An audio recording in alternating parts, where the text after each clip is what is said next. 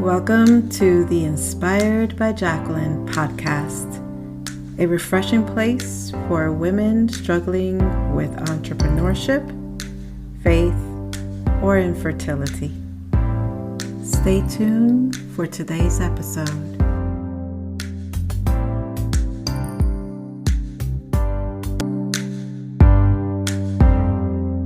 Welcome back to Inspired by Jacqueline podcast. I'm really excited about the conversation that I'm going to have with the next special guest. This is something that is very dear and near to my heart, something that I've experienced as well. And I am really happy to announce Belen Esquivel is a wedding planner. For the last 12 years, she's been a wedding planner and she's located in none other than El Salvador. Yay!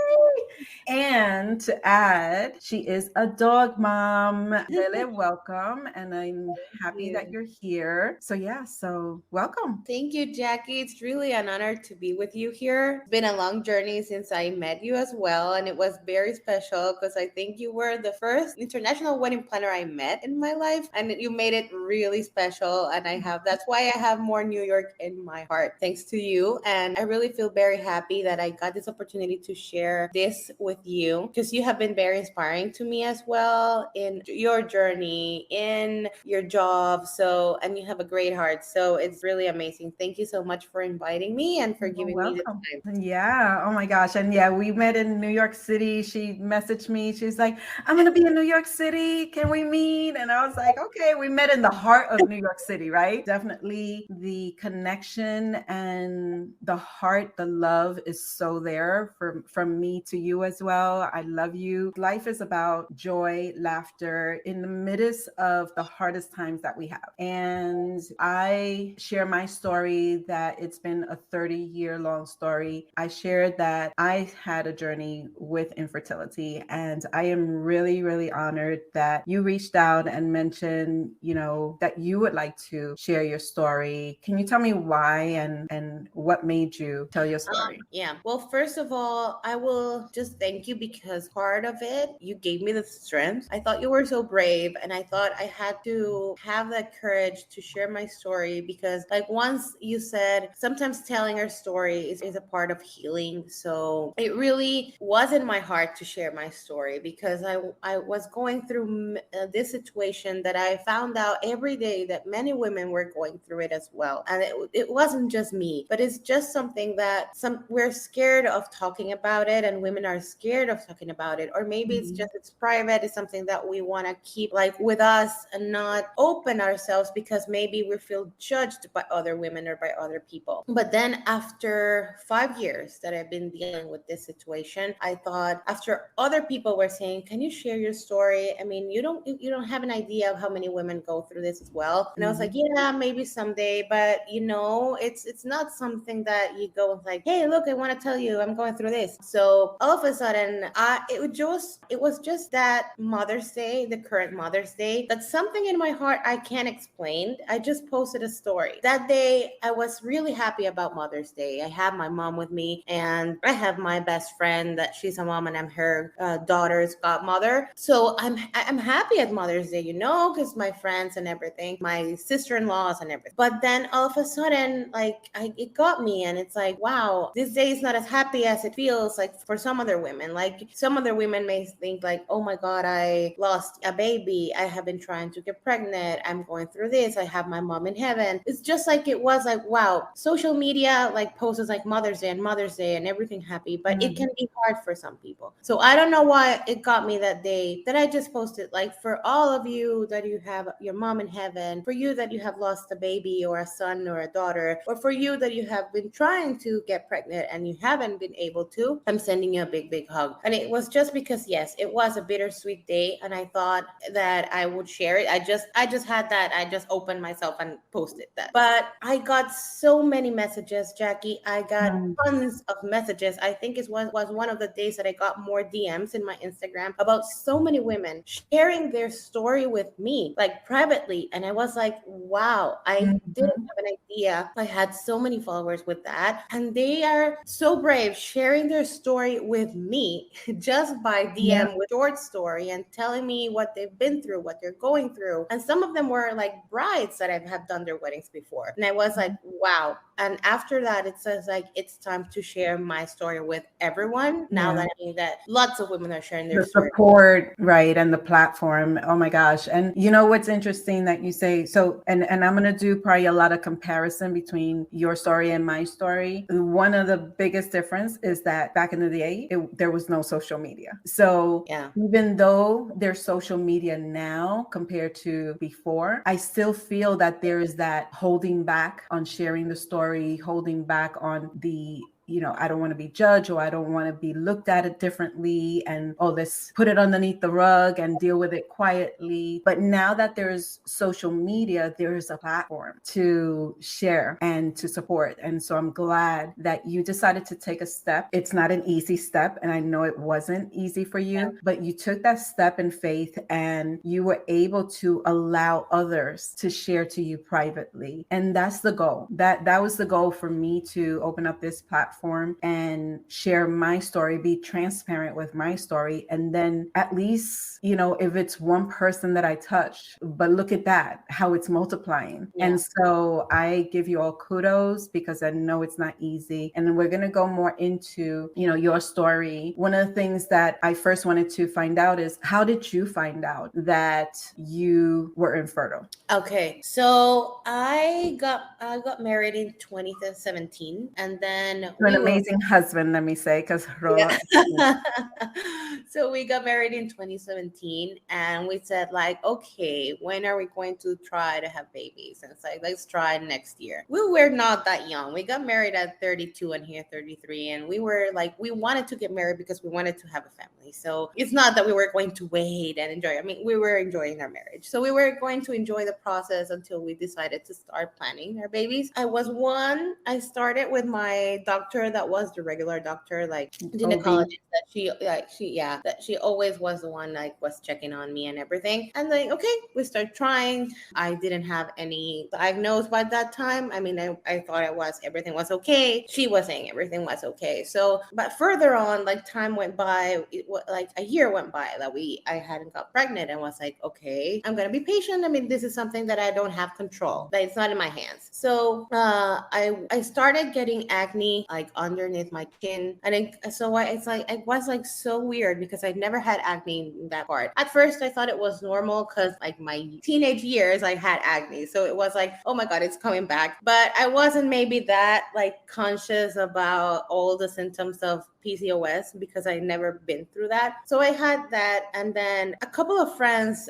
Sometimes I went to do a facial and stuff like that, and then like the ladies came like, you have acne here. I cannot do the like that. I cannot work that area because it's going to get like red and stuff like that. So I was like, okay, you should go to the doctor because I think this is a sign of PCOS. Do you have them? It's like, Wow. at least I don't know. I think I don't have them. But yeah, so after like 2 or 3 that told me that, it was like, okay, I think I'll just go check. I went there, and then I said, oh wow, yes, she made the ultrasound and she saw like, yeah, you have PCOS. And it's like, wow, shouldn't you have seen that before? So did they do an ultrasound beforehand? Yes, I mean, I usually had my checks like Yeah. regularly, but I don't know. I mean, you see the ultrasound and you never know what's there. Like, Mhm. you just see like the shapes and you don't know what's there. They explain you that this is this and that, but I never Mhm. got that. I never got a specific point on that. But that time she said like, yes, here you have a little bit of PCOS. These are the ones. And like, okay, so she started to do a treatment for me. It's like, okay, we're gonna treat this this and this and that. She said she was not going to give me birth control pills because it's not her point, because I wanted to have a baby. Right. And she didn't want to give me that. It's like, okay, that makes sense. I started having a treatment, but after that, I didn't feel that it was the right doctor. Like, I want to explain that I have been like almost 5 doctors already Oh my in gosh. like 5 years. So you can imagine how that is. So it's not easy. So I went to another doctor that a friend recommended to go, that she had been through the same problems. Like, okay, maybe this is the time to change a doctor because I need someone like has A more specialist. experience, in this topic. So I went with that other doctor. He started to do me a treatment. Then the pandemic came. Like, it was like 2018, and then like the pandemic came. In 2020, I had already seen like 2 doctors, like her and this new doctor. I was already with the treatment. He told me like, you should be fine, like exercising, having this type of diet. Maybe you with the insulin is not good, so your metabolism doesn't process good like the carbs and stuff like that. I was like, okay. So I started doing all that, and it felt good to me. It's like, okay, I have to be healthy. I know I have to be healthy. I have to do this to get pregnant, blah blah blah. And I did it, and it was like, okay, I think I'm going through a good process. I was taking my pills. I was taking everything. I could see the results, but it was always hard for me to lose weight, like because of that thing of the insulin and stuff. So when 2020 came, I was still with the doctor. So why do my cysts are still there? Like, what is happening? Why they're not going?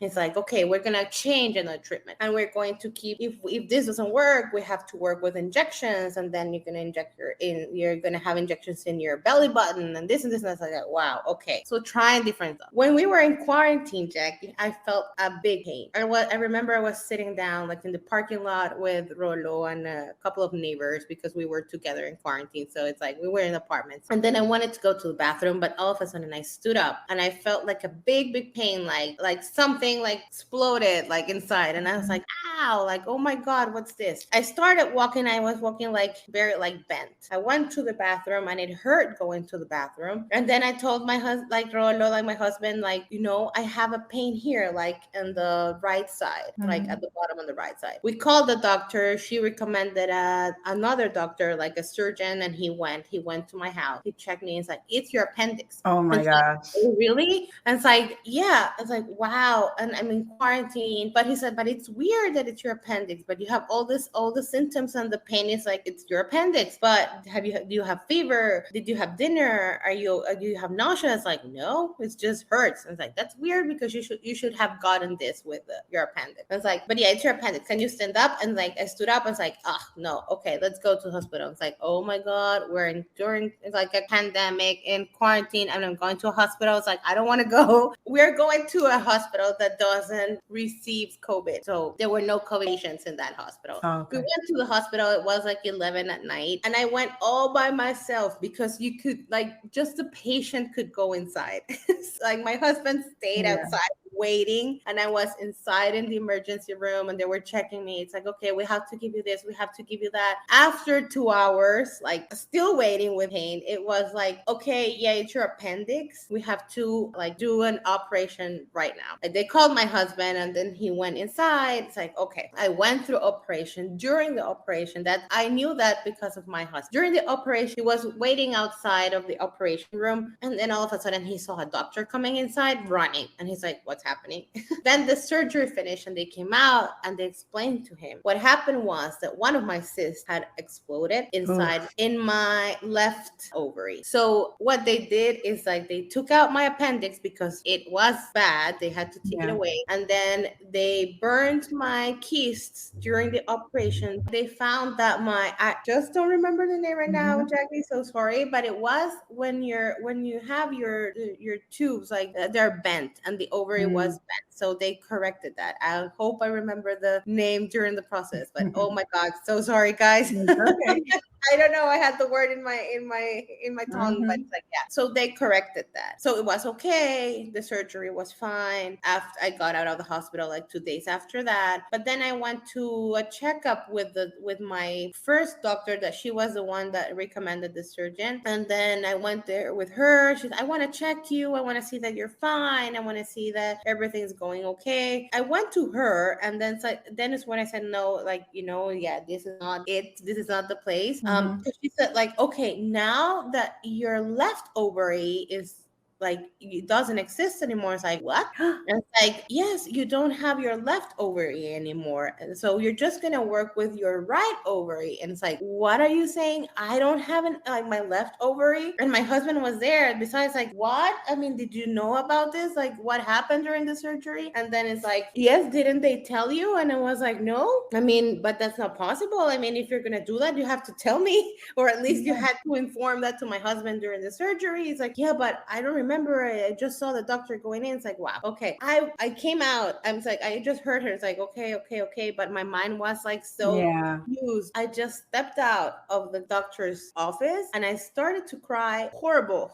It was like, Mhm. I can't imagine like that moment. I mean, that they tell you that you don't have your ovary, but because it's like that, just like that, it was like horrible. It was like one of the worst feelings I've had. At the moment, we were just so surprised and shocked that we Yeah. didn't know what to do. But then when he calmed himself, he was like, why don't you call the doctor that did the operation like with that? So we called him. It's like, okay, look, I just went to my gynecologist and she said that I don't have a left ovary. It's like, no, you have both of your ovaries. Everything's okay. I haven't taken any ovary away from you. Yeah. It's like, oh my God, thank God. And he said, Wow. tomorrow I want to do an ultrasound and show you everything so that you see that everything's okay. I know that it was a little bit smaller because of the thing that they cut and when they burnt the cysts, but it's there. So I went to him, he did the ultrasound and everything was okay, and he said, okay, this is what you want to do. So I kept on going with him, this new doctor. Mhm. He was the one that So kept that's on doctor number 3. that was doctor number 3. Yeah. Because doctor number 2 was the one who had given me the medicine, and Right. the medicine that he was giving me was making the cyst bigger. So that's why Wow. it exploded. And it was like, so that was doctor number 3. So with doctor number 3, I stayed on the process. He was really good. He did so many exams. I don't know how this name is said in English, but he did that exam that they check your tubes. Oh I my don't know. gosh. Is it a painful? I Yes. cannot describe the Yes. I pain of know. that It's exam. a long name and It's a I would long name. rather forget, but Yeah, it's a long it's name and it's a the most complicated way to I'll, say it, but yeah, I'll put it in the show notes in yeah, the summary. I can't even pronounce the name, but it's the most painful test that a woman can have it that is. brings Yeah. tears to your eyes. I didn't know that the exam was going to be like that. He just said, like, I need to make an exam for your tubes that are to see that everything is flowing and everything's going okay. It's like, okay. And it was during 2020 as well. So I remember that those times it was only me able to go inside the Mhm. tests, like without my husband. So I was laying down in there and it's like, okay, we're going to do this liquid is going to come and you're going to feel that it's going inside. And it was like, at the end, he said that he doesn't give me any explanation to it for the first time when they get it because they're going to be like stressed. And I was like, okay, I mean, maybe it's like an ultrasound, but No, oh, I knew beforehand. Jackie, I started like, I was like, ow, and then it's like, ah, and he's like, does it hurt? It's like, yeah. And I was like, yes. And I was screaming with tears in my eyes. And I was Yeah. like, what happening? Take this away from me. It was like the invasion Sound of like you guys because we know, but it's horrible. it's like if it's the invasion of something going on and it's literally an invasion. Wow.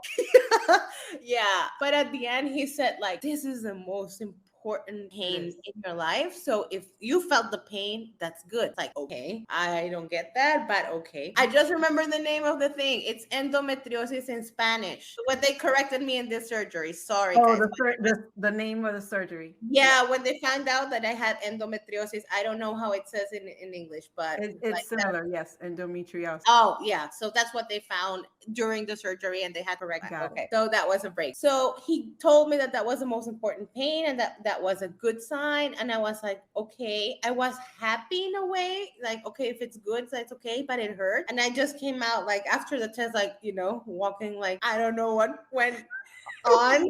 I don't know what happened. And then like my husband was standing outside and he was like, ooh, it hurts.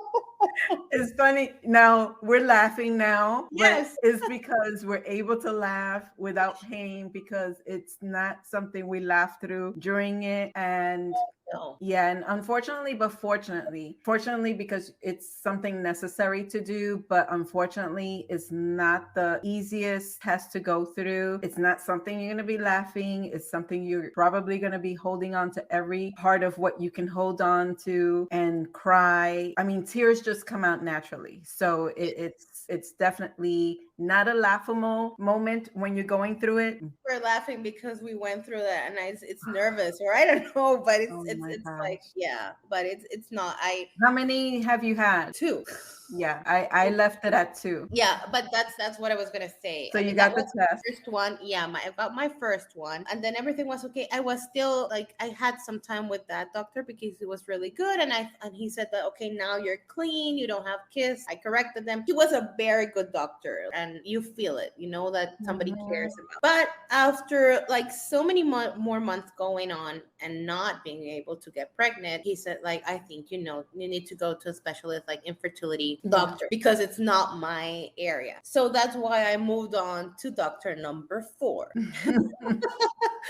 I went to doctor number 4. Still the other doctor, he was like checking on me. How are you? How is it going? It's like, okay, well, I'm here. I'm trying. I went to this other doctor and they told me he was really good. He is maybe, but it didn't doctors, I think they work for some people and for some others don't. It's not like for everybody. Yeah. Because like I now after going through so many doctors, now I can say that it is like it doesn't work for everybody. Yeah. So I went to his process. Like I got my surgery in 2020. I went all those process like that. I began with my other infertility doctor, and then he said like, okay, I'm going to do some exams. I got those exams because he wanted to see what was going on after a couple of months that I hadn't get pregnant still. And he said like, oh my God, you have, I don't know how you said this word in English as well, but it's polyps. Like in your uterus, you have little bumps.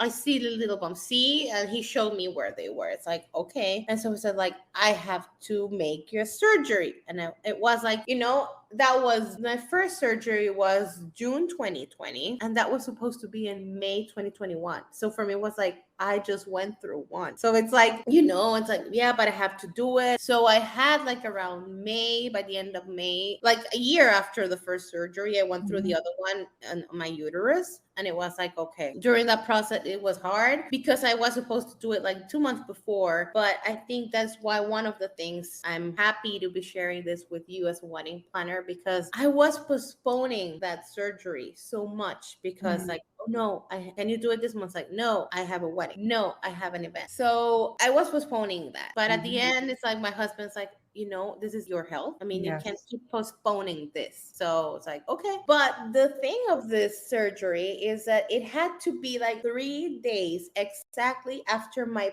period ended. So it wasn't that I could just schedule the surgery. It's like, okay, I'm going to have it May 25th. Right. And I will adjust everything to that date. So it was like, okay, your period will end. 3 days after you have to do the surgery because then the uterus is in a way that I cannot do it. And it's like, okay. And then all of a sudden that happened because I had weddings that week and stuff like that. We did the estimate when my period comes like, okay, so it's going to end this day. So probably the surgery will be this day. At the end, I had a wedding that week.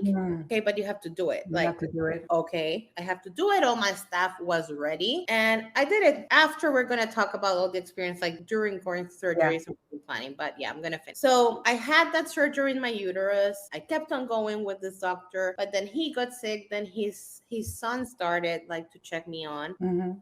But then after that operation, my period went crazy. Like it shortened a little bit. So I had my period like almost like every 18 days or every 20 days. And it was Oh, like, wow. shortened. And it's like, this is not good. So you were having more periods. I was having more periods, yeah. Oh And my God. usually, even though I had PCOS, my periods were not on, like, they were really regular. They were not, yeah. So it was like I'd never been through that. But then he checked it out. And it's like, okay, yes, this is going to be this and this and that. After that, he left. So he left me with his son that wasn't the other doctor. And he said that everything was okay, that he was just going to have this medicine. Maybe the period was irregular because I just had that surgery.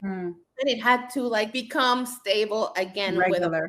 So it's like, okay, it makes sense. I mean, everything went crazy after a surgery like that. So I went through that in the first surgery. So it's like, okay. But afterwards, my periods were longer. So it was like, what's going on? When I went to another specialist, that he was really specialist in infertility. Okay. And he's like, you have so longer periods. This is not normal. Or you have very short periods, like very like uncommon. He was able to put my period again like regular. This has been the last doctor that I've seen until last year. And then he said that I did have PCOS, but during the process with all these medicines and taking so many pills, my metabolism, my everything is gone like really crazy. So it's been a process of up and down because I lost weight, then I gained weight, and then it was so hard to lose weight. And they were telling me, you have to lose weight. It's like, wow, okay. But so you know that that mental health was going really bad. Up and down. The process like to taking care of your mental health and your physical health. So it was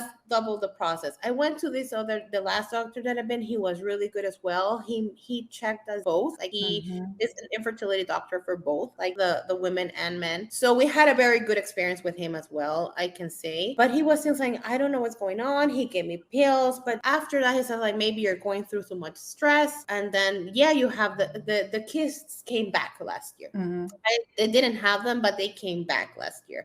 I was able to have a more regular period, but all of a sudden there's where my story ends with doctors, because I think I got to the point that I was just like, I didn't want to know anything about doctors, about pills, about exams. He was the one that did the second exam, the one that it hurts a lot. He said like, I have to do it. It's like, oh my God, I have to go through that again. But it at that time, at least, man was able to be with me. He said, I let the husband be with the women because I know that it helps, and maybe you'll be holding his hand. It's like, And I told him that, okay, I'm going to scream. Yeah, it hurts. It was horrible again. I mean, I knew it. It's so funny. Maybe I'm gonna laugh right now because I knew how it's going to be, and the doctor keeps on telling you, relax, it's okay. It's like how do you want me to relax? And you're so like hardening all the parts of your body. It's like, lose yourself. It's like, how? Oh my Lord. But at least like my husband was with me that day, and it was a little bit like you felt a little bit stronger. I don't know. Yeah. After that second one, after those pills, after gaining weight, I mean, I went through that depression part, anxiety, about getting tired of going through every month. Like, you have to take an ultrasound this month. Okay, then take an ultrasound this day. Okay, then come here. Okay, then this, when your period ends, take these pills. When your period comes, take this pills. And it's like, wow, it's just so overwhelming that last year, at some point at the end of last year, I was like, okay, I just want to stop. I just want to take a break. And that's how my process with doctors went. Oh my goodness. Wow. That is a long journey. Thank you for sharing that journey. You pretty much walked us through every single part of your journey to at least get some type of understanding. Wasn't an easy journey. It's not an easy journey for anyone who's was going through it, whether it's one doctor or five like you. For me, it was just two. And like I said, for everyone, the journey is different. It wasn't less frustrating for me. I started off with my GYN doctor, and it was pretty frustrating because I was like, oh, okay, I have this. Okay, what do we do? And they started me off with pills. That was the first part. And it was pretty much that session with the GYN for about a year or two was with the pills until they were chatting about, I think it's time for you to consider going to a specialist. But I was scared. I think I was still holding on to the fact that if I go to a specialist, then there's something really wrong, right? And so I held on as much as I could. And what really allowed me to take the step to go to the specialist was this one incident. Because here, and I don't know, I didn't ask you this part, but here, one of the issues that we were having was insurance. Insurance covers for some things, but not for others. And it's the same here. Yeah, especially fertility processes, it doesn't cover. I mean, it's not that, And so for me, at one point, what was going on was that the laws were changing, where at one point it was, then they made a change that, oh, this particular part is covered, but not this part. And although I went into one of my appointments and I figured, because it's such a sensitive conversation and topic, I figured that the administrative piece would have been, oh, there's a change with your insurance. And just to let you know, before you come in, you have to make a payment. And so they didn't call, us in the service industry, we're expecting this type of calls, So I went, and I'm very clueless as to what was going to happen. They called me in to meet up with the finance person at the doctor's before my appointment. And they're telling me, oh, you have to make this payment of, and it was like $500 before you even see the doctor. And that shook me, where I lost it. Like I was holding on to my last piece of strength until that situation happened, and all my tears I was just like on overload with tears. I was like, I don't understand. I don't understand what you're telling me. Why can't I see the doctor? Why didn't nobody call me beforehand? And I was just sobbing, and they just didn't know what to do. And then all of a sudden they're like, okay, just calm down. The doctor said he'll see you, and then we'll take care of this later. So I calmed down. I went to see the doctor, but at that moment I was like, it was very insensitive. And I'm all about how you deliver a message, right? And very, very sensitive situations that I was like, that's it. Like, I'm not coming back. I already made my mind up. I did see the doctor. I don't even know what the doctor said at that time. I immediately stopped, and I made the payment, and I looked for a specialist. So that's what kind of pushed me into going to the specialist. They discussed what was covered, what was not, but God was so good that by the time I started seeing the doctor, I did my consultation, which I paid for. But when I was going to start the process, the laws changed again. And so now it was covered. So now all the tests and all the procedures were now covered. And we have to do this test, the test that we described. And I was like, okay. He's like, but he did tell me it's not an easy test. A lot of women say it's very, very painful. So we're just letting you know. Everyone's different, but just giving you a heads up. And oh my gosh, I'm not even going to, because we already discussed it. Yeah, at least you knew. Yeah, there has to be a better system for tests for women, from mammogram to this, because it's crazy. So, he did say everything looked good and all that. But long story short, I was diagnosed with an unknown. Mine was unknown. They couldn't figure out what it was. And the only thing he can see was that I didn't have enough eggs for ovulation, enough eggs that would attach. That's as much as I got as far as what and the why. The what was going on was I didn't have enough eggs, and it was very, very limited. The why was unknown. So at least, not that it makes it better, but when you have a why, you at least are like, oh, okay, let's see how things can work out. Yes. But when you don't have a why, then it adds another layer of frustration as to, what do you mean? Like, now you're telling me I have this, but then you don't know why I have this. So why are we having this conversation? I kept with that doctor. I think I went on good amount of maybe 5 years with the doctor, with the specialist, and going on 5 years. And I was like, that's it. It was the constant injections, the constant pills, the constant different procedures. And I was done. The monitoring, the writing down the days and the ups and downs and the ups and downs. And I was leading into frustrations mentally. I was definitely in a black hole that I didn't see myself getting out of. I couldn't understand. And coming from, us Latinas, to me, it felt being a Latina, not that it takes away from anyone else, but us as Latinas, it's like in our culture, there's this, oh, Latinas have baby, So it was a stereotype, but it's what you see. It's what I saw growing up. And, all my family, there was no issues with that. A lot of my cousins were having babies. And it's like, that was just You have the pressure. yeah, a lot of pressure, a Not lot of just in your family, but like outside. socially, like, Yes. like everybody's expecting that after you get married, now you're going to get like Exactly. this is how it is, the process. Exactly. So that kind of leads where my journey was. And I actually, we'll chat later on. We'll continue the conversation as to where we're at now and how you proceeded. I shared earlier that you're a wedding planner, and you mentioned in your conversation with your journey about, pushing your weddings and doing a few adjustments and things like that. So being a wedding planner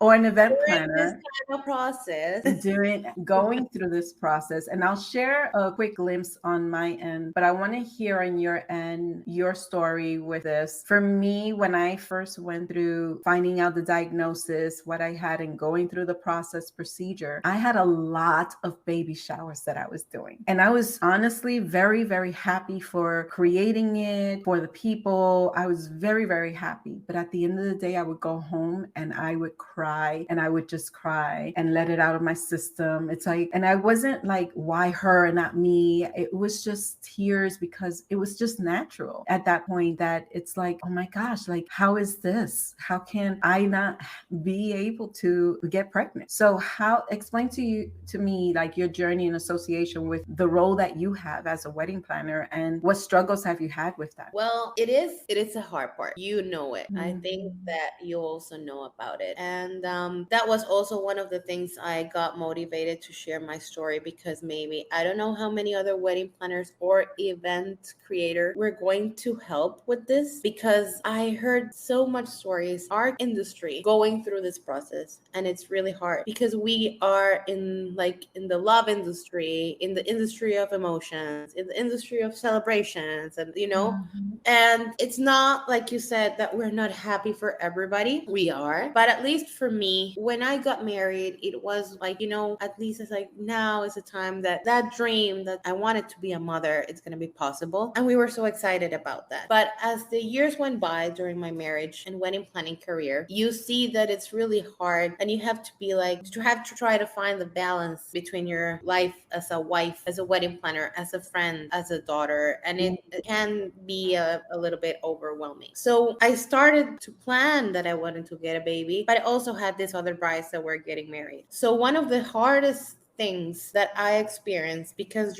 when I got the diagnosis of PCOS, sometimes, like you mentioned, I wasn't ovulating, so I had to get pills for ovulating, and it was like, oh my god, this is so hard. And then some doctors tell you, take the ovulated sticks and try to see when you're ovulating, and see, and everything was programmed, and then was like, oh my god, You felt like a robot. so I was feeling like, oh my god, I have to be doing this for my ovulation, for my test and that, but I have to also be planning in my daily life as a planner. So that was one thing, because it's like, this is like so hard. But then just in conversations with others, like for example, I will never forget one of the things that was hard for me is like having comments, like for example, even like clients or brides that said, oh please, but now that you're planning my wedding, please don't get pregnant for my wedding. Oh my God. And it's like, wow, it's like, well, no, I don't know. It's like, okay. but and for me it's like what I didn't know what to answer, you know. Mhm. But I got those direct comments like, okay, but oh, but please no, don't get pregnant still. Like it's like wow. And you were going through the process. I had also not brides, but maybe mothers of grooms. Like I was like, oh, are you pregnant? Do you have kids? And it's like, no. Okay, so now is not the time. And it's like, Oh my gosh. so having those comments, it's really hard for me to tell them right now, Jackie, because it's something that I have never said before. It was something that I had kept to myself for so many years. Mhm. And when I had that, it's maybe that also my, like, I went to like to therapy, and one of my therapists like, maybe you blocked yourself, because I started to say like, okay, so if I want to get pregnant, yes, brides will get angry if I get pregnant, and they will like, you know, they'll fire me. Mm. So okay, so I will have to get pregnant this month so that the baby is born in this month, and I won't have weddings for this. Oh, I can't do it in this month because I have weddings for that. And it's not Mm. healthy to be live No. your life like that, you know. And it's something that vendors or clients don't know that you're going through that or you're thinking through that, and it's not normal. And then you start seeing like your clients having babies, like your recent brides having babies, and then your friends or having a second baby, and then gender reveal started to be a thing. And then it's like, can you hire me for a gender reveal and or a baby shower? And it's not like you said, I mean, it's exciting, it's so cute. I Yeah. love them, and I love to see them. And it's like when somebody gets pregnant or a bride, it's like, wow, you're pregnant, have like congratulations. But then it's like sometimes like, oh my god, that feeling like, okay, I also wish I could have that. Like Mhm. when I'm going to know how this feels to have a gender reveal or to announce that I'm pregnant. So it got to a point that as a wedding planner, I had to be like in social media to show my work. And you Mhm. know, but it's like important like to see the events and so pretty. But sometimes I didn't want to be in social media because I didn't want to know that everybody like so many people were happy, because you follow accounts of Right. producers. Maybe Mhm. it's not your client, but you see that all of a sudden somebody planned the gender reveal, somebody is planning a baby shower, a Mhm. baby is born, and then first birthday of the baby. All those things, they hurt you, and it's something that you keep to yourself. And that you're just like going enjoying your job, because we enjoy it, we Mhm. love it. I mean, Mhm. we love to Yeah. be wedding planners, we love to plan and make everything for that special day for two people, you know, like to have the best day of their lives or to have a celebration. You know how important it is and the responsibility you have for this person to have a very memorable moment or Yes. celebration. Yes. But it's also that you always will have that in your heart, like when you're seeing it, that you wish you could also celebrate that. Right. And I um want to jump in and say for our listeners, this is an educational moment. It's not to say, you know, we love what we do. Our career is our heart. Our career is what we love, and what pushes us to keep doing our career is the love that we have for it. So it's nothing on the career. It's just that this is an educational moment for anyone who's listening, as far as everyone's life is different. And just because you have a particular role in celebrations for others, life celebrations, milestone celebrations. I'm just still thinking about what you said on two occasions when you were told not to. It's just, that's so disrespectful. I'm getting even the chills. I'm sorry. That It's is like, oh so my god, I really disrespectful. don't can't Yeah. remember. Yeah. And this is just an educational moment. I needed to stop to share that because, you know, we're humans. We love what we do. We love the celebrations, no matter what we're going through, but we're humans. And just take a moment to, you know, if it's a celebration of that you're having and all that, that's fine. That's great. That's amazing. But just never ask that question. Never tell anyone, oh, you need to wait on having kids, or like, you don't know what that person is going through. So I know oh my gosh, God forbid somebody asked me that or told me that. I'll be like, I think I am ending this contract right now because that is, oh my God, that's crossing the line. Well, yeah. So this should be an educational moment. So I just wanted to share that. You can go Yes, ahead. exactly. And it's just maybe something to share to remind us that, especially between women, because we deal as a wedding planner, as women, we deal with the bride. We're all women, and not just the bride, but in general, like women. Mhm. It hurts to feel, it feels so sad when you see that it's another woman who is judging you, who is telling Mm. you, like, because they are going to have maybe the same process, they're going to go through the same, they also want to be mothers, and it's something that we know. I've heard stories of, not in wedding planners, but wedding photographers and women and stuff like that, like when they get pregnant, they tell me, like, a bride fired me because I got pregnant, and the Mm. bride said that, you're not going to be able to take pictures of my wedding, you're pregnant. And it's like, Yeah. wow, hearing other women saying that to other women, it can't Mm. be, it can't be. Like, like you said, we are event professionals, and we put our heart in that day, in everything, Mhm. because we want to make our clients have the best day of their lives. But we also have a family, we also have, like, also need breaks, we also need the same things that they do. And Mhm. sometimes they forget that everybody, like, not just the wedding planners, but all the vendors working in their day, have a family, Have a life.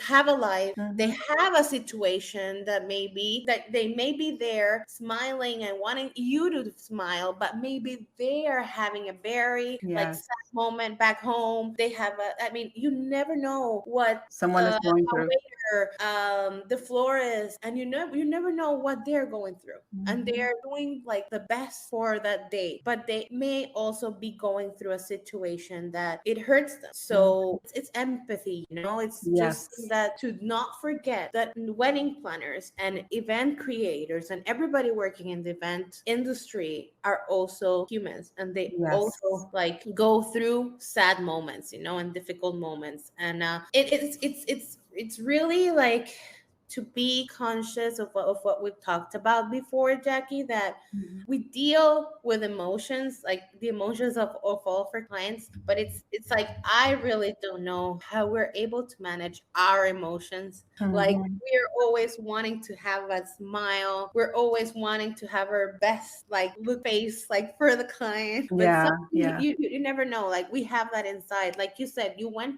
came back home after a baby shower, drained Yeah. and heavy, because that's Yeah. how can I describe it? You come back home, like, heavy, like, Mhm. wow, everything was beautiful, everything turned out fine, but I feel heavy, I feel sad. Yes. And it's when you come and deal with your mental health, your emotions. Mhm. It was a part during that time that I went through depression. Like, nobody knows, but sometimes like, you're afraid to say it because you feel so judged by people Yes. that they can say, like, oh, maybe she's not feeling well, she's maybe sad, she's not gonna do the job, she's not capable, Exactly. she's not capable of, because she's going through a hard moment and she's depressed or she's anxious and she's not going to be able to do it. It's like, and you get that, you hear that, and Mm. it's very hard, because then you try to keep your emotions inside, but that's worse because you're carrying them there, and you Yeah. need to like, to let them out, not to feel that heavy. I just want to jump in. With that said, how often now, being that you've gone through all this, it's been what, 5 years now, your It's journey? been 5 years. Five, going on 6 years. 5 years, and this has been the last month that I really went through, depressed, Mm. anxious, sad. Like, I don't know, you would know that moment in your life when it's like, Mhm. okay, I don't know if I'll ever have this, I'll ever feel this, and that you're trying to get, like, okay, Mm. let's just focus on this, let's just try to find the path. And then I'm trying to give me my last opportunity, maybe, I don't know if my last, but Mhm. I think I'm ready to,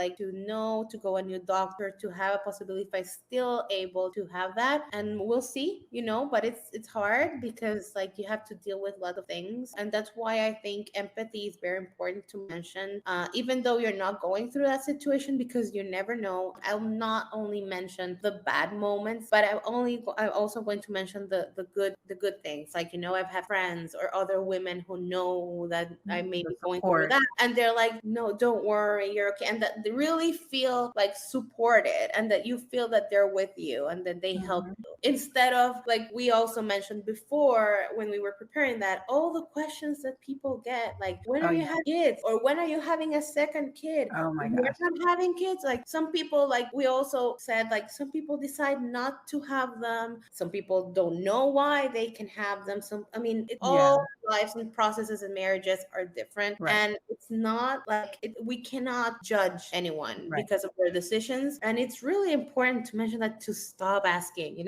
I had one of these days, I had a question, like I was walking my dog and there was a lady with the kids. It's like, oh hi, like in my neighborhood. And then it's like, oh, I'm walking the dog. It's like, hi. I talked to a girl, little, hi princess, how are you? Blah, blah, blah. It's like, oh, it's so good. At least you don't have kids, right? Happy you. And like, what? Yeah. Yeah, Yeah. yeah, okay, I just bye.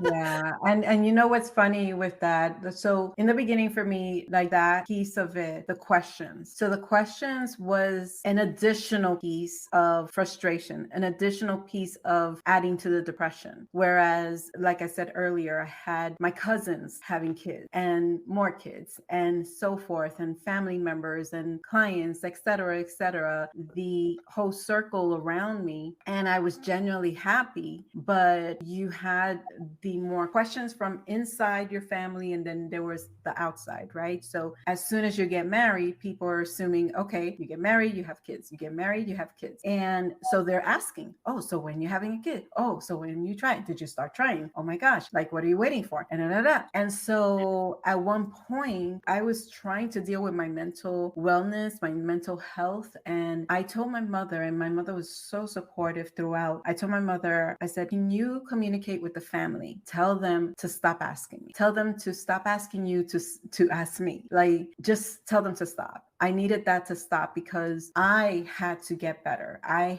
was in, like I said earlier, a black hole. That was so, like, it was a depressive state for me that I was at the moment to try to get out of it. And I couldn't get out of it with people asking me. But by me taking that chance to say to my mother, tell them to stop, something clicked in my mind, and it was like a shift. Okay, now I need to get a hold of myself internally to switch off how I'm going to feel when people still ask. I want people to utilize things that I share in the podcast and special guests share, as far as how can you be a support, or what you should not ask, or what can you ask, right? So I flipped the switch and I said, that's it. I'm choosing not to be bothered by it. I need to reprogram my mind on how to not feel depressed when somebody asks me, and how to switch the conversation where I'm not brushing them off, but I'm kind of brushing them off.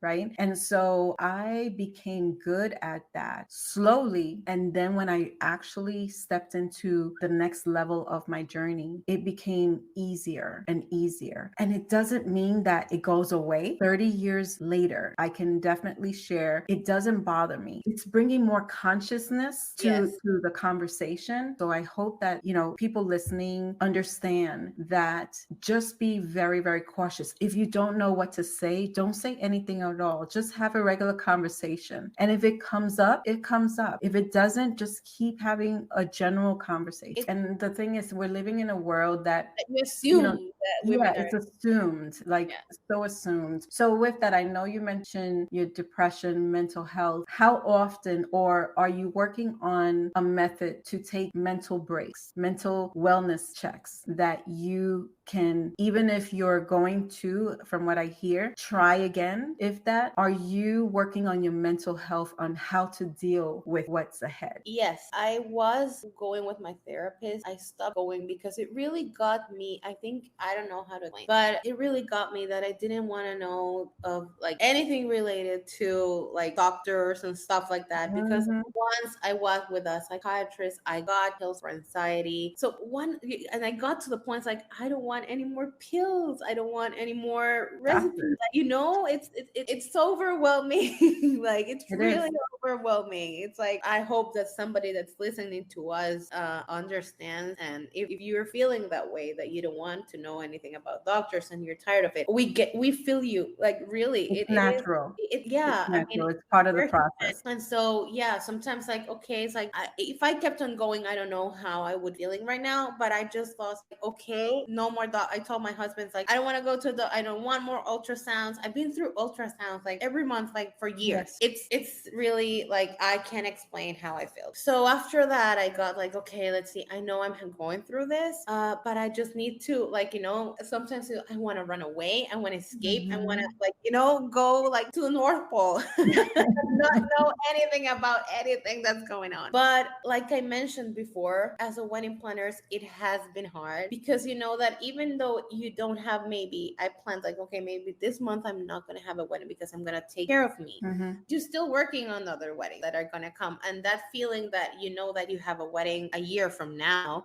you feel that responsibility. Mhm. And so sometimes it's very. I got to a point sometimes that I didn't know how to manage everything, like my mental health, my being healthy, socializing. Like everybody's saying, like you have to deal with everything. It's like okay, wait, let's Mhm. see what we do. Let's take one step at a time. And then I felt at some point I did had my job like with me, like, okay, I have to do this, but because I was judged before, so I was like, I have to do everything perfect. I can't say no to this. I need to have time to do this for the event, and I forgot about me. Mhm. I got to the point where I felt that I forgot about me. And it was hard because at the end it's like, okay, I have to get back to me so that I am feeling good to do everything for others. Mhm. So, but it was hard because I had already like booked for weddings and stuff like that. Maybe this year it has been the year where I said, okay, this year is gonna be about me. Mhm. After like 5-6 years to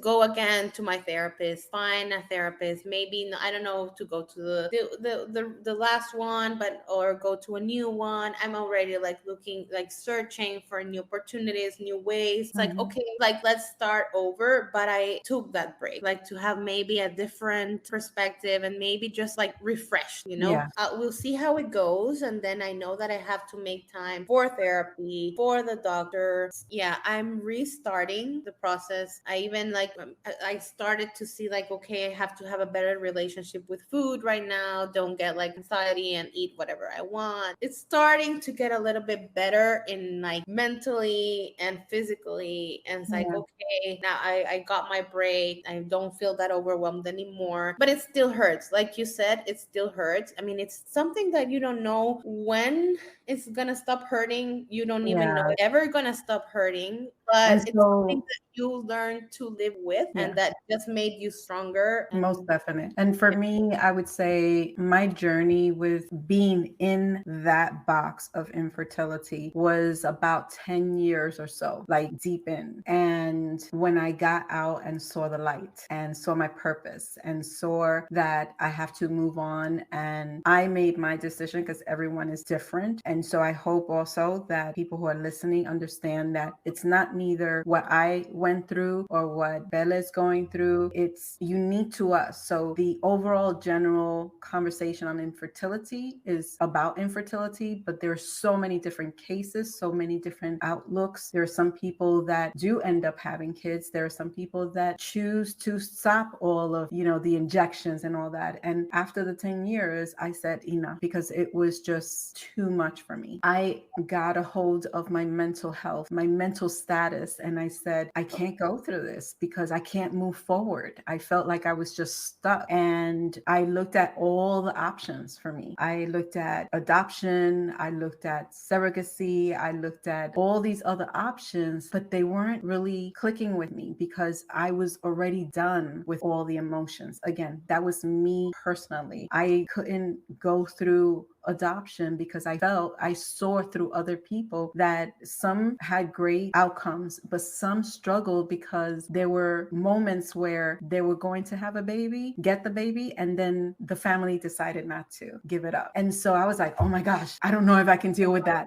Oh my gosh, I already went through 10 years of doing this. I don't think that I can do it. You know, if God wills it for it to happen, but my heart was like, my heart and my soul and my spirit could not deal with more. It could not. And I was like, that is it. And when I said that, that was it. I felt like I saw a light. I felt like I could move forward. And it wasn't quick. Again, I'm talking about this 30 years after. And there was a moment that when I saw that light, it started to get less heavy and less heavy and less heavy, to the point that at this moment, I just want to enlighten someone. Like you were able to get inspired by my story. And that's the goal. It's still, to this day, it feels like it's still being shoved under the rug and that we're supposed to stay silent about it. And it's a shame that that has to happen. So I'm just trying to be just more vocal about it, to let people know you don't have to feel ashamed about it. Each person's journey is different. And from what you're saying, Bele, you're saying you want to probably continue. That's your journey that you're putting together. And between you and Rolla are trying to see how to move forward and working on your mental health. For me, I'll share and then I'll ask you another question. I did go to a therapist, first and last time,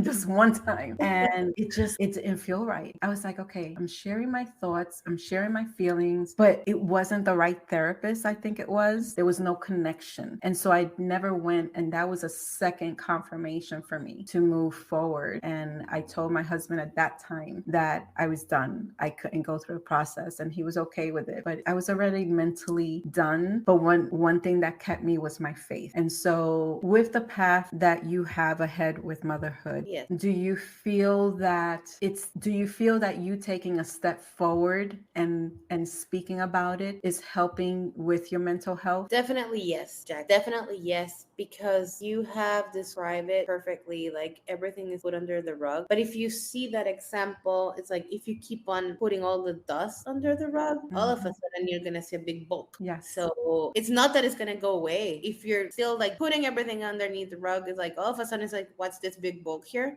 And when you're starting to feel it, because that's what has happened during all these years, that I have been keeping it to myself and everything, but all of a sudden it's like, oh, this is heavy, this hurts. What is this, that I'm feeling? And speaking about it, it really helped. I talked to my husband as well when he asked, like, I want to do this podcast with Jackie, and he was okay. Like, I didn't even tell him. I said, like, yes, I'm okay. I'm proud of you that you're doing it, and I think this is gonna help you a lot. And it's very important to mention, like we've been mentioning this as well. Everybody's journey is different, so it's not that we're saying like, okay, let's start everybody opening up, because you have to be ready for it. Because like, sometimes here during the podcast, like I've been wanting to cry all of a sudden, but it's like, okay, because like you said, even talking about it, sometimes it hurts because you reminds you that you're going through this. But it really feels like venting someone that understands me, and that maybe people that are gonna listen to this understands us. And I think it's good, because in a way we use this to make many others to feel that they're not alone. And one important thing I want to mention is that we have husbands, and that they are also going through the process, and they know that sometimes they don't know what to do when they see us broken, because it's hard for them. It's something that we're both going through. Glad you mentioned that, because the emotions, the journey is as a couple. Whichever partner is affected by being infertile, the other partner is also a part of it. And then I wanted like to say like something about what you mentioned before of how the process goes. Like me, it's like, okay, let's see how it goes. Like the part of adopting or going through all those things, some people also should not tell you, or no, like still you can adopt. Yes, I know that those are other options. Adopting is another process. It's not something that's like, okay, this is my option, this was my option and I did it. You need to be also ready and prepared for that. It's not like I got a puppy, I have dogs. It's not a puppy. It's like I need to be mentally like strong and sure sure that this is what I want to do. Or like you said, it's like it's not for everybody. I Right. mean, I really love to see families adopting. When I see it's like, wow, it's like Mhm. amazing. And sometimes it's like, yeah, maybe that will be an option. It's like, yeah, it's not that I say I don't want to do it, Right. but if I'm gonna do it, it's something that me and my husband have to be ready, Mentally. because it's yeah, mentally stable for that, because that's another process. That you're gonna have an adopted kid and you're gonna give your best, but you have to prepare for that. Totally agree. We had a very transparent and heavy conversation. So through all that, how do you start your mornings? I now, like, currently my mornings start waking up and taking my puppy Lab for a walk, because he needs to drain all that energy. It's like I wake up like around 1 hour walk, and during that hour walk I do different things like train him or play with him. When I come back, I put my coffee machine for coffee for Rolo, but because sometimes I have or either my matcha or my coffee, but it's not first thing in the morning that I do. I prepare it, but it's not. If it's a matcha, it's okay. If I feel like really like very anxious, stuff like that, it will be a matcha. And then I prepare like a little snack, and then after that I drink my coffee and that. And I also have I have to feed my chihuahuas and wake up my chihuahuas, take them out. So usually my mornings start with my dogs. And how many dogs is that? I have 3 chihuahuas and a lab. So 4. Oh my goodness. I thought you had just 3. With Wow. the new family member, he's 5-month-old. So the next fun question is, if you had a superpower, what would it be? So I wish I had a magic wand to transform like rooms and spaces for celebrations, and not just for celebrations, for like, for example, like, ooh, I want to have a special dinner, like bling, like with the magic wand, like just set up a beautiful table, You think about it and it's set up. And then I would be like that fairy godmother, that bride's wand, like, oh, I wish I could have full of flowers. Don't worry, bling, you have it. If I had a wand, I would use it to transport myself to just when I need it, like by the ocean or just to locations. That just brings me peace. So out of today's conversation, like I said, we had a very deep conversation as to your transparent journey, and I so appreciate that you shared all that. What do you think are 2 or 3 takeaways that you think listeners should take and really meditate on or to understand? I think the most important one would be like for women, because our podcast is like for women. Don't judge other women. Don't judge, not only in marriage, relationship, body image. It's like, no.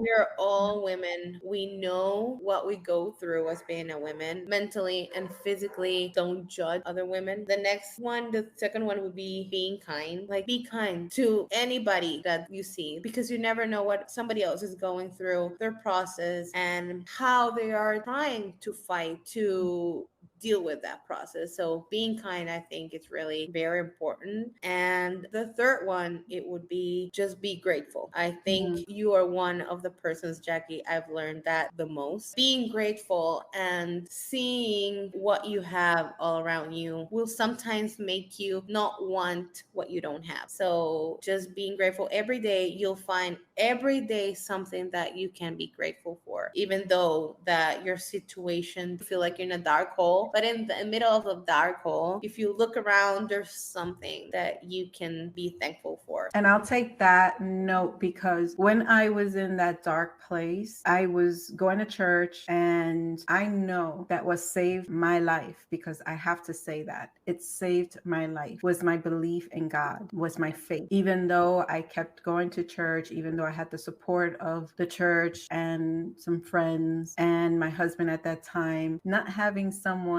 around me who understood what I was going through was difficult. But through everything, I'm grateful that I did not let go of God. And that at the end of the day was what saved my life. That at the end of the day was the light that I saw, that I was given an opportunity to understand why I was here on earth and what my role was. And that eventually, throughout my 30 years, I did have a role of a mother in other people. And I embraced that. And wow, I can't. Why is this here? Felt that even with you, Jackie, like you are our mother, like really. That is so heavy because we are genuinely mothers. No matter what, no one can take away the feelings. We don't have to have a child for us to be mothers. And that is what God showed me. And God has enlightened me into my purpose in life. And I embraced it. I could say I truly embraced it maybe 10 years ago. You understand your purpose little by little, but when you fully understand your purpose, it's like this aha moment. And 10 years ago was when I can say that I totally understood my purpose. And I don't feel sadness about this whole journey of infertility. I don't feel that what would happen if I did. And so it's natural to feel that, but I don't feel sad about thinking about it. Whereas when I was in that moment, it was sadness, it was depression, it was why, why me? So gratitude is all I have. Gratitude is what really keeps me in the zone, in the zen, that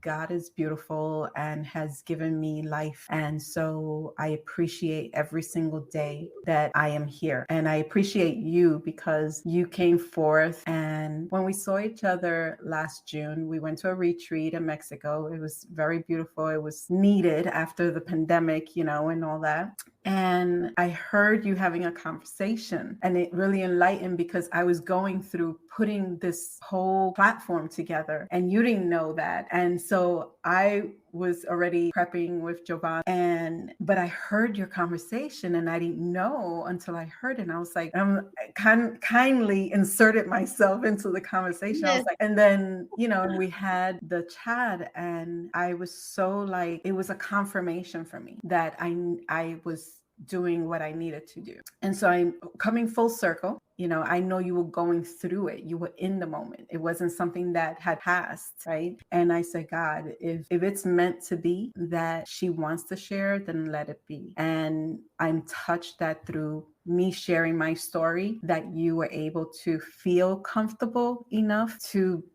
have this conversation today. That's right. And it's almost like a year after that. Oh my gosh. Yes. It's amazing. And that is something I wanted. Ooh, I got goosebumps. Yeah, I've been having them a lot during the podcast. But it's something that I can say is last but not least, because that's the most important thing to mention, is God, because I've been like wanting to believe that and know that even though we don't understand what's going on, God knows. And talk to myself and say, you can't be that selfish and keep on just saying like, why me? Why I don't deserve to be a mom? Why I haven't deserved this to happen to our marriage, to our family. You never know. God knows, and he definitely knows. And I know that when time comes, we will understand his purpose and that we will find his purpose. Maybe we won't see it immediately because we can't. I'm still trying to find out what his purpose is. But we will. We go through this painful moments and very hard time. He's still with us. Like he never leaves. Even though we question him, we're like, hello. Like, because sometimes we're humans. We tell him like, where are you? Like sometimes I will confess that it has been hard for me sometimes to pray.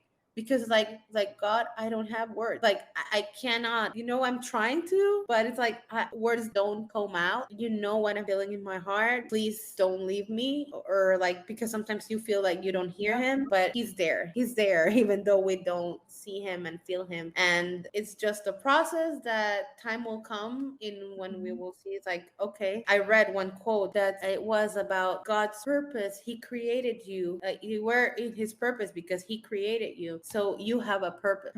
We have to keep the faith, even though sometimes we feel that we're losing it. Yeah. And that's the hard part, is holding on to that faith, because having faith is definitely not easy to hold on to, especially when you're going through a dark moment and depressive moment. It's not easy, but we know that we can come out of it as long as we maintain and try our best to keep moving forward. So, oh my gosh, I am so appreciative and so proud of you for taking this this moment to share. I feel honored that you decided to share your story here. And I will definitely say that I continue to keep you and Rolo in my prayers as to God's will and for a positive journey and for God to enlighten your journey and to show you the way, whether it's continuing, whether it's shifting, whatever it is, that for you to get healing and for you to have mental release in that whatever path you're in or you're going, that you don't feel a heavy burden, that you feel, okay, we can get through this, so that your load gets lighter, not heavier. That's what I pray for you both. And so I know I'm going to be tagging you on this, and I'll share your bio and your info in the summary of the podcast.